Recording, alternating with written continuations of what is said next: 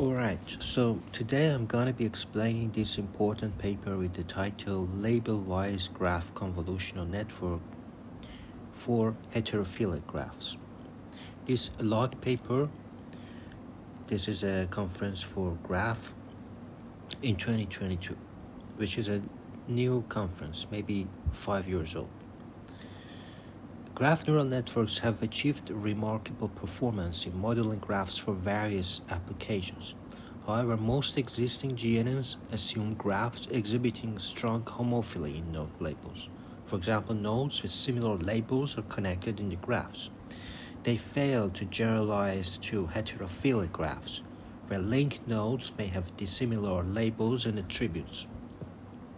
Therefore, we investigate a novel framework that performs well on graphs with either homophily or heterophily. Specifically, we propose a label-wise message passing mechanism to avoid the negative effects caused by aggregating dissimilar node representations and preserve the heterophilic context for representation learning. We further propose a bi-level optimization method to automatically select the model for graphs with homophily or heterophily. You see the illustration of label-wise aggregation and the overall framework.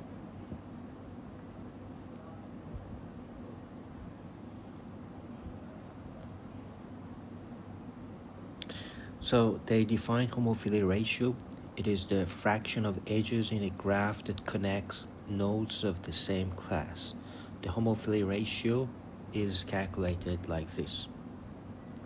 When homophily ratio is small, most of the edges will link nodes from different classes, which indicates a heterophilic graph. So f here is a function that we aim to learn, and we aim to learn a graph neural network which accurately predicts these labels. So in heterophilic graphs, we observe the heterophilic neighbor context. Neighbor context itself provides useful information. And let n sub k of v denote the v's neighbor of label class k. So the features of nodes in n sub k are likely to be similar to that of nodes in n sub k of v. Therefore, for each node, we propose to summarize the information of n sub k of v by label-wise aggregation to capture the useful heterophilic context. And this A here is the aggregated representations of neighbors in class K. The process of obtaining representation for heterophilic context with label-wise aggregation can be written like this. C here is the number of classes. So this H is a representation of neighborhood context. So this concatenation is applied to obtain representation of context to observe the heterophilic context. When there is no neighbor of V belonging to class K, 0 embedding is assigned for class K. We then augment the representation of the centered node with the context representation as the general design of GNNs. So we concatenate the context representation and the centered node x sub v using this nonlinear transformation. This is nonlinear transformation. So in label-wise graph convolution, neighbors in different classes are separately aggregated to update node representation. However, only a small number of nodes are provided. Thus, a pseudo-label predictor f is employed to estimate labels for label-wise aggregation. And we use MLP as the predictor. So this y hat of p is a predictor because the message passing of GNNs may lead to poor prediction on heterophilic graphs.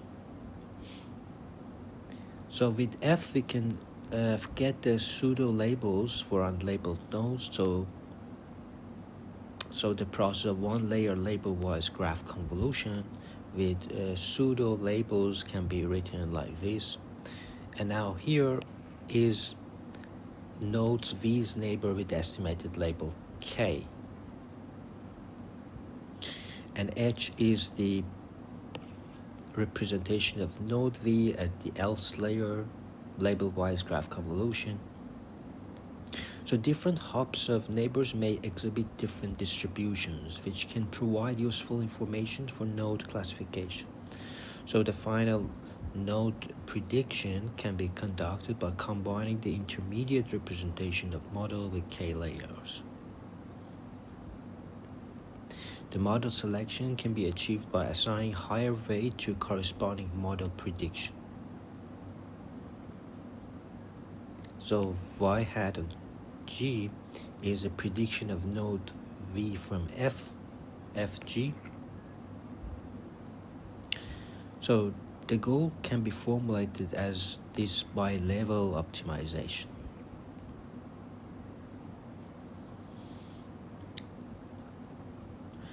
Computing these gradients are very expensive computationally cost in terms of computation cost, also in terms of memory. So we use an alternating optimization schema to iteratively update the model parameters and the model selection weights. So instead of calculating these parameters per outer iteration, we fix phi1 and phi2 and update the model parameters for t steps. And we can do updating upper level phi1 and phi2. Here we use the updated model to approximate theta. Moreover, to further speed up the optimization, we apply first order approximation to compute the gradients. So once you have the graph and alpha C, alpha G, and alpha phi, the output is your f of P and f of C. So we repeat it until convergence.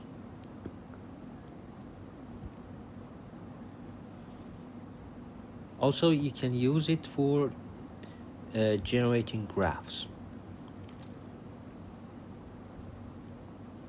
Also, they did experiments for node classification to compare heterophilic and homophilic and heterophilic graphs. For example, squirrel and chamelson, these two are very much heterophilic. They are very difficult, but the coral is very much homophilic, for example.